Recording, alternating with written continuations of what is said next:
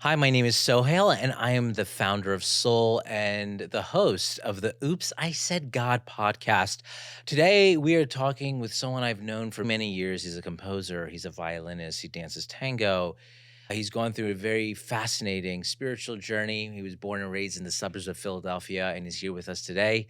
His name is Sohale Sizar. That is me. Yes, today we are talking about faith, spirituality, and inner discovery on the Oops, I Said God podcast with myself today will be a conversation really to share a little bit more about who I am and my story.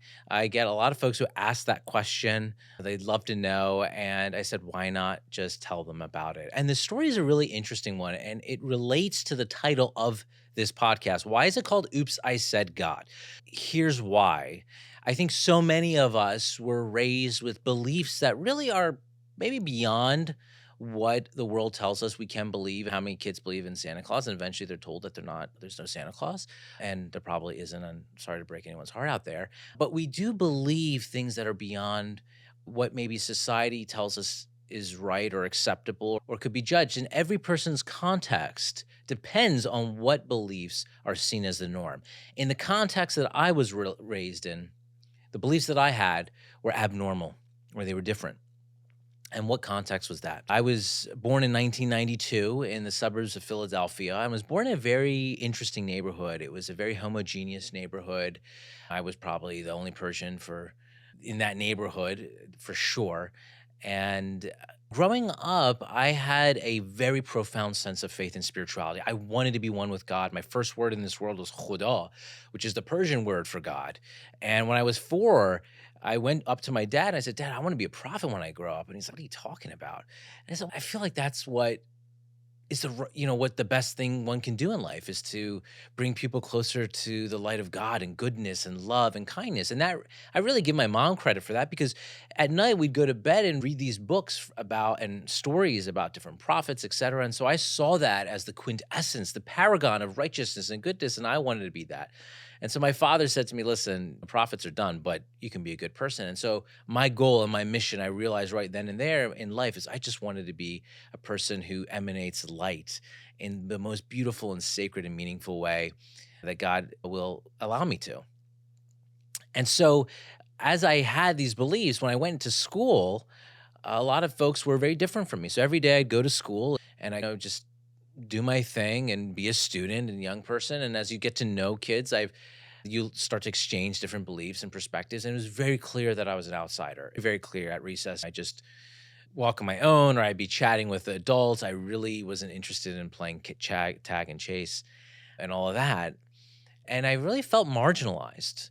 And I felt like a lot of times my beliefs were weird or different, or I'd get different faces if I said something that I believed in that was maybe transcendental or spiritual at that time.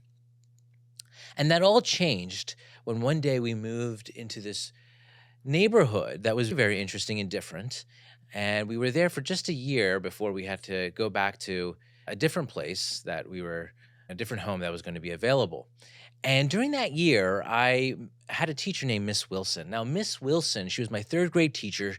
She was in the civil rights movement. She was extremely passionate. And for the first time in my life, I felt heard. She was a person of faith, but not just a person of faith. She taught us how to put faith into action. And so I remember she putting on the I Have a Dream speech by Martin Luther King. And I sitting there on the ground thinking to myself, wow, I had no idea that respect can be a right, that everyone should be treating one another with respect and love and kindness, that these are things that are table stakes. They're not privileges. And so I was transformed, and Miss Wilson was a very kind woman, very loving woman, and really inspired me and gave me faith about myself, about who I am, and normalized a lot of the ways I felt. I remember we were going to this trip to the Franklin Museum in Philadelphia, and we were sitting next to each other in the bus, and I said, "Miss Wilson, you're an angel." And she said, "No, honey, I'm not an angel." But for me, she was an angel. And to this day, I wouldn't be who I am today without Miss Wilson. And so Miss Wilson allowed me to blossom and give me the confidence to really step into being who I am.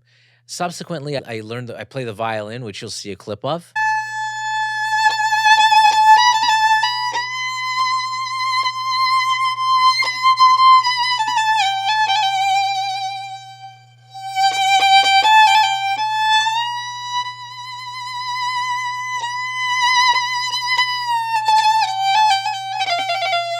And violin gave me so much confidence. It actually started making me more popular in school. I ended up going back to that neighborhood that I was raised in, a slightly different one, but similar nearby. And I started being popular with students, etc. And but slowly that popularity and wanes, right? The popularity wanes, and I really deepened my spiritual practice. And I was born and raised Muslim. I was raised in a Jewish neighborhood. In At home, we were raised Muslim, and my mom's side has these deep Jewish roots. And so I had a very deep very deep connection with Moses, starting in when about was 9 or 10 years old. And so for me, Islam and Judaism were very much one of the same. This idea of faith and being one with God. And so I was digging deeper into my practices, and everything seemed to be great. And then I go to college, and for so many of us, college really becomes something different. And so I'm in my first year, my freshman year of college, and I'm doing what I always did. I have these prayer books and I'm reading and doing prayers and fasts. And it was really an intimate relationship with God. Every time I'd pray, I'd feel this sweetness in my mouth. It was really something really special. And it still is. And one day I'm playing in the orchestra, and I noticed that as I was opening my case, there was another young lady nearby who was opening up her case, her instrument case. And I decided to strike up a conversation with her. And what ends up happening is we just keep talking. And those talks in an orchestra end up being talks walking back to our dorms and then hangouts. And she was really, I have to say, it is vulnerable to share this out loud like this. But I have to say, I was really melting for her. She melted my heart. And it really was a coup d'etat of what I really understood. She was funny, she was very sweet and kind, very loving and thoughtful. And I wanted to move our relationship from just talks to maybe we go out, let me get to know you. And so I tried to do so. This was my strategy or tactic here, which is I write poetry, right? So I've been writing poetry for divinity since I was a kid. And so I said to her, "Listen, I've written this poetry. I'd love your feedback on it." And it's very lovely poetry in the sense that it's very warm and loving and kind and sweet. And so I send this poetry to her, and I said, "Would you want to get coffee and you can give me your feedback?"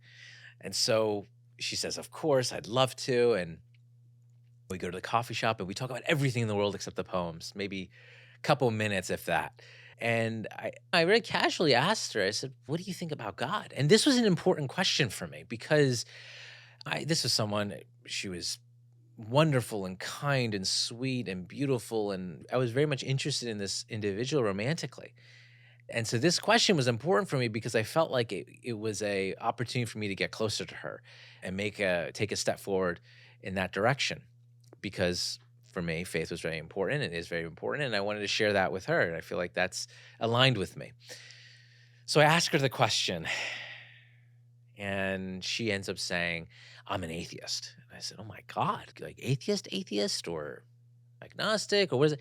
And so she proceeds to tell me that she read a book and was convinced that there was no point of life other than just being here, that there's no after, that everything is just mere set of coincidences. And I was very bummed to hear that. And I said to myself, and I knew I was slightly kidding myself, but I said to myself, maybe I could change her. Maybe there's a way to convince her that was different. My intuition knew that wasn't right and it wasn't the place for me, but I wanted to try. And so we end up hanging out more and coffee shops and movies and all of that stuff. And we get closer. And as we got closer and closer, she was moving slightly towards me. And that wasn't the whole point, but really to understand me more and my faith more. But it got to a point where I was really feeling like I was between her and the divine, that I couldn't really see myself fully in love, fully giving my whole heart and soul to someone who didn't cherish something that was so much a part of me and who couldn't see me in that way fully. And so I felt like I needed to make a choice. I needed to make a choice between God and her. Now, I've had a number of people who I've shared this story with in private, and they've said, like, maybe you didn't have to, and etc. I'm just here to tell you the story. So we can debrief later. So I make the choice and I said, let's meet up we meet up. And I basically tell her, listen, I think I need some separation and I want to focus on my relationship with the divine and etc. And she was really sad and she was crying. And later that night, she sends me this wonderful poem or poem, excuse me. She sends me this wonderful letter about our impact on each other. It was just such a humbling moment. And I thought to myself that after that moment, God would give me a pat on the back. I thought that he'd say, you know what, Sohale, good job. You rejected maybe something you wanted, but because of me and staying aligned with me, I'm going to give you a reward. And guess what? I felt so much further away from him than ever before. Everything up to that 18, I think 18 or 19 years of age that I felt with the divine it just felt like it was melting. It's as if you put a cookie in tea. It was just withering away to some degree. And I didn't understand why. Why was my relationship with God, with the divine, just changing? And I felt hungrier than ever for him. And I wanted to reclaim that relationship. And so I started fasting even more. I started praying even more. At that point, I transferred to a new university and I was adjusting in that context as well. And so prayer, worship, charity, fasts, night vigils, you name it, I was doing to bring back that faith in my heart, that sweetness that was in my mouth that evaporated. And I realized at a certain point, I said, listen, I just need something deeper. I need to get into meditation. I need to get potentially into Sufism. Now, I didn't know much about Sufism. Sufism is a mystical part of Islam in particular. And growing up in my father's library, we had all these books about Sufism. And I didn't even know what Sufism was. But later on, I realized those were books around Sufism. They were very deep and very philosophical. And I didn't understand any of them. And all my dad told me about Sufism is that Sufism teaches us to be like a dog to God, in the sense of how a dog is to his or her master, we should be to God. We should be that loving, and we should be that open, and we should be that giving. And that's all I knew, really. And so I knew to myself that if I really wanted to be back to where I was or soar to that relationship of the divine that I sought, I needed to really go to the zenith of that. And so I end up discovering Sufism. That is a long story. I do not know if we have time for that story, but I end up finding my master through a really miraculous way. And I guess we should tell this story because I feel like someone is telling me, just tell this story. Okay, so I'll tell the story because I think it's juicy. But basically, so I wanted to get closer to God, right? And in my mind, and this sounds insane, and don't judge me, I didn't know, I was young. But I said, what if I would go to seminary school and study as a religious scholar? And somebody says nothing wrong with that, but I thought that was the case. I was thinking about going overseas or somewhere that's specialized in potentially mysticism and something of that nature. And so I end up sending an email to a very renowned academic in the United States and saying to him, listen, I'm thinking of doing this. Cold email. I just knew him. I remembered his name in my dad's library growing up. And I sent him this cold email and he basically says, listen, let's talk. His assistant says, let's talk. And so she schedules the time, we talk. And he says, listen, you don't want to do that. You may want to go some other place, but I don't think that's the path for you. If you want to do that, go for it. And I, in my heart, that's actually not what I wanted. Seminary school really wasn't the place for me. I just didn't feel like it was aligned. Something fell off about it. And so I put it in the back of my mind and also literally in the back of my notebook. He gave me a phone number, this renowned academic gave me a phone number of a leading philosopher who's the head of a department at a university and could potentially help me in that transition. And so I just forget about it. I move on with my life. And at the time, I was at Georgetown University for my undergrad studies. There was a rumor at Georgetown that there was a mystic that was in praying, and maybe if I found that mystic, I could learn more. And so a year goes by, I keep my eye out for this mystic. I don't know how he would look like or whatever, but I just sensed that maybe I'll tell. People gave one sign that they noticed that he must be a mystic, which is that he would basically do mantras on his fingers. That was the sign. One day, a year later, I go in and I see this individual and I see someone's doing mantra on their fingers, mantras, like counting mantras on their fingers. And I said, okay, this must be him. Total shot in the dark. End up talking to him. Long story short, he and the friend he was with ended up being very close and dear friends with this renowned academic. And when I mentioned it to them, I opened up my notebook. I still had it, and I showed them the phone number. And one of his friend, the one who was doing mantras, had a friend with him. His friend said, "How do you have my phone number?" And so that ended up bringing me into Sufism and learning more about Sufism. And Sufism ultimately really is, how do we learn to be intimate with God? How do we see ultimately the word spiritual excellence comes to mind, which in Arabic, the term is ihsan, which is how do we worship God as if we see him everywhere? And if you see it throughout many paths, whether it's Kriya yoga or Kabbalah or Christian mysticism or Islam, there is a beautiful belief that from the mystical angle that we are here ultimately to worship him, to realize him, and to live as if we're seeing him everywhere, which is pure ecstasy and ultimately nirvana. And so that became my path. And I ended up getting deeper into Sufism. And as I got deeper into Sufism, I got deeper into philosophy. I was reading really advanced texts, and they were complicated and very complicated. And as I was getting deeper, interestingly, I started actually feeling further away from faith and spirituality. And a lot of the people who were in that community, that Sufi community in particular, they were very much academics. And so we were talking about these really interesting concepts, but we were talking a lot. And I felt exponentially less of that joy and ecstasy that I felt when I initially discovered it.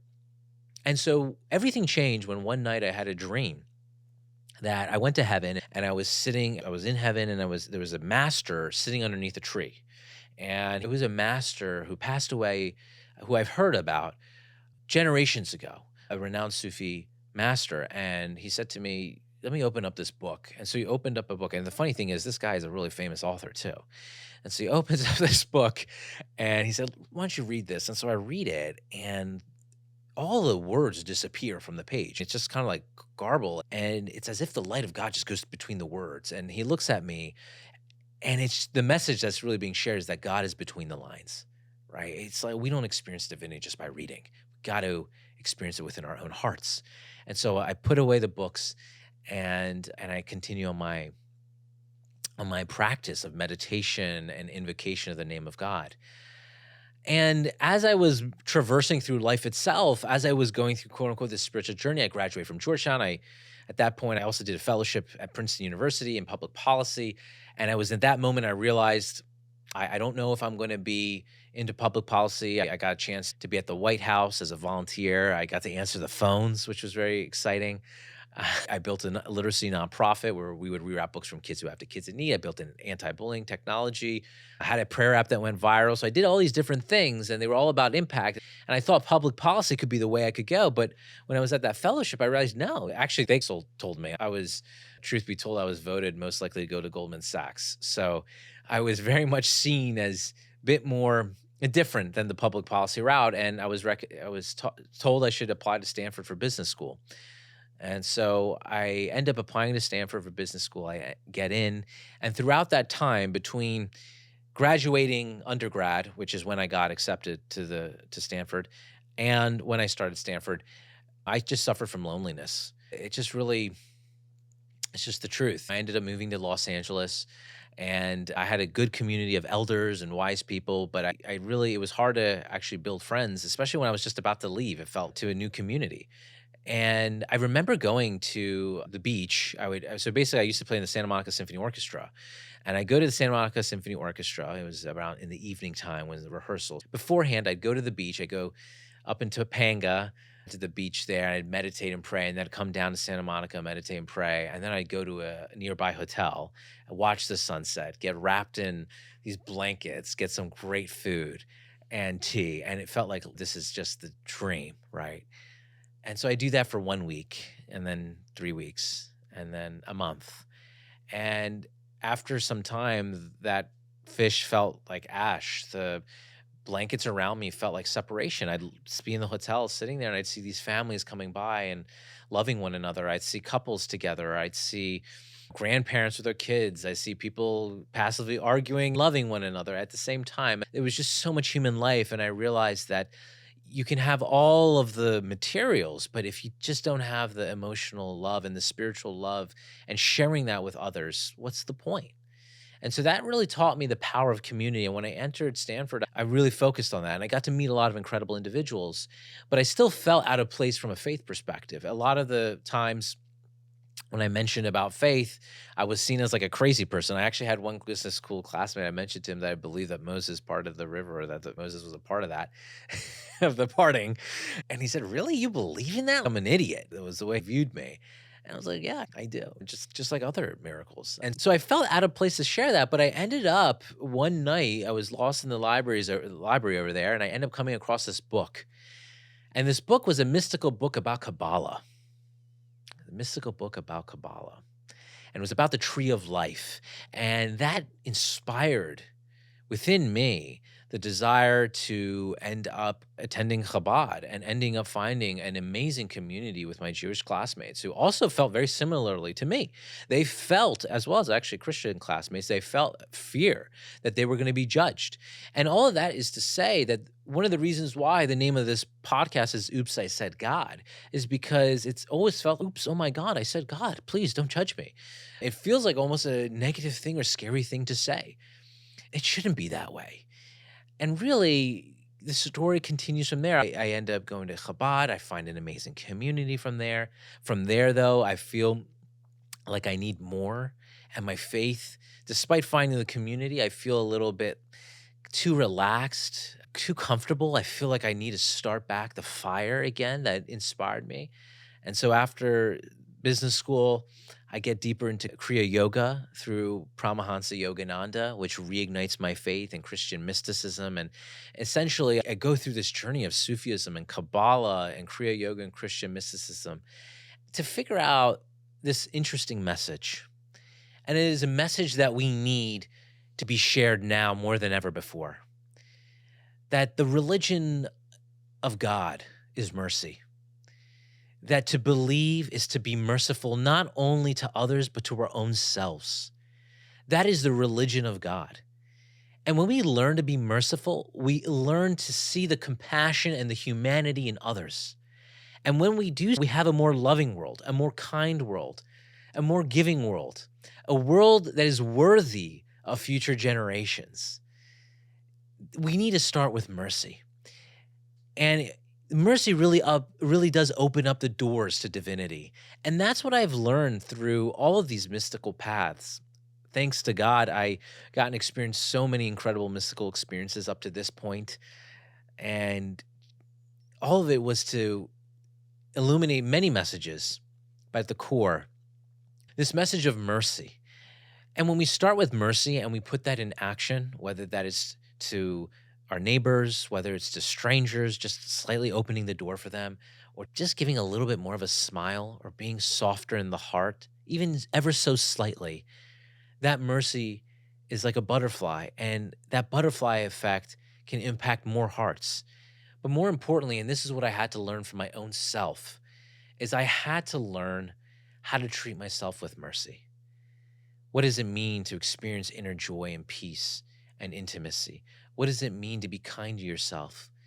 To not be too hard on yourself in terms of what you need to be doing or what mold you should fit into.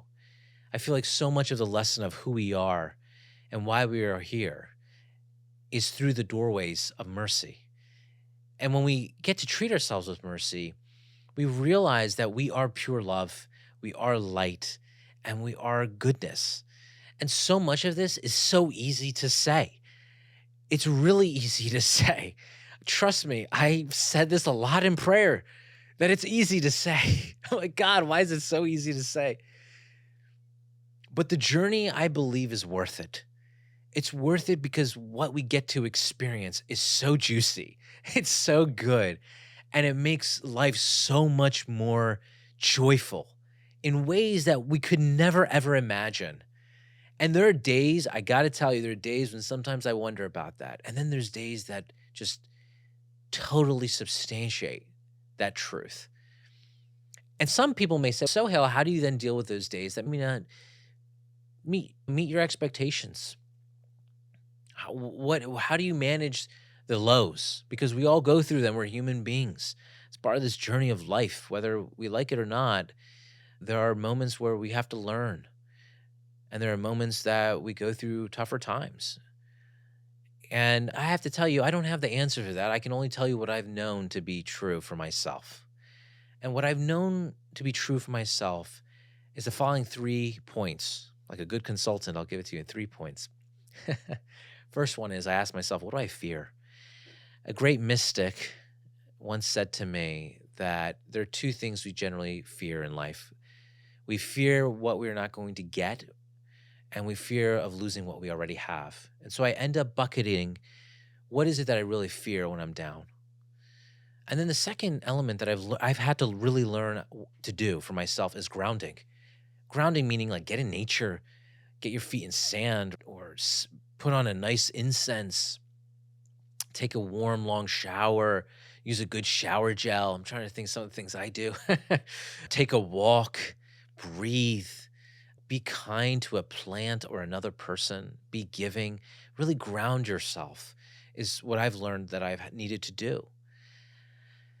And then the third thing is what I call space. And grounding is related to space for me, but I really need space between myself and others, between myself and my emotions, and between myself and my critical self.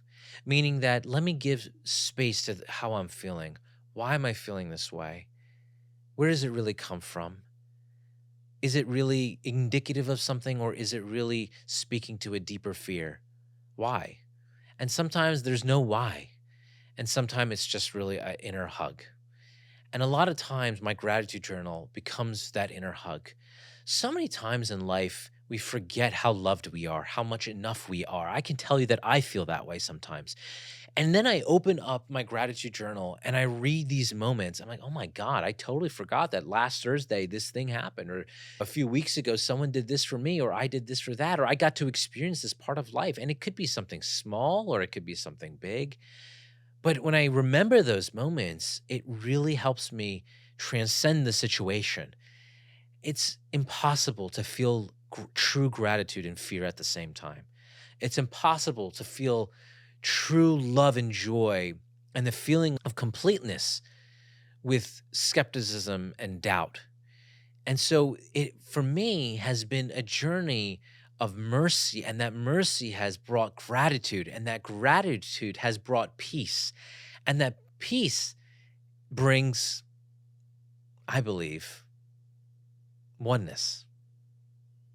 Because what I end up realizing throughout that process is not only am I going through that journey, but others are as well. And it is this grander journey of ultimately realizing that our inner beings, that breath that was breathed into us, is the breath of the divine.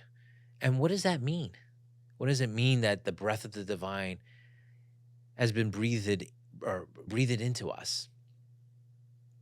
And to me, the best metaphor of that is that we are ultimately a reflection of divinity.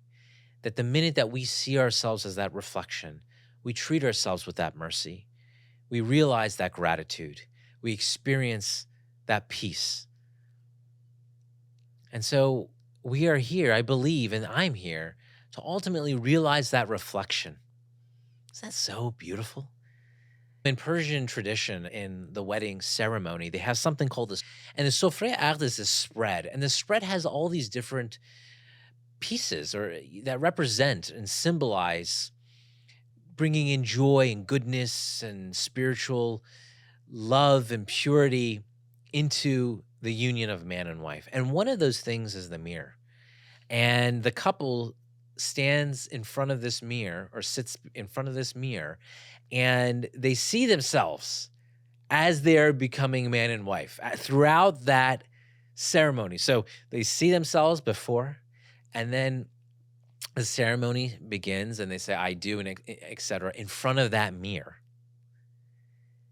And the transformation happens as they transform from before to after. So powerful. But what's so also very powerful about that is as they're looking at their reflection, they're not only seeing the social construction, their identities changing.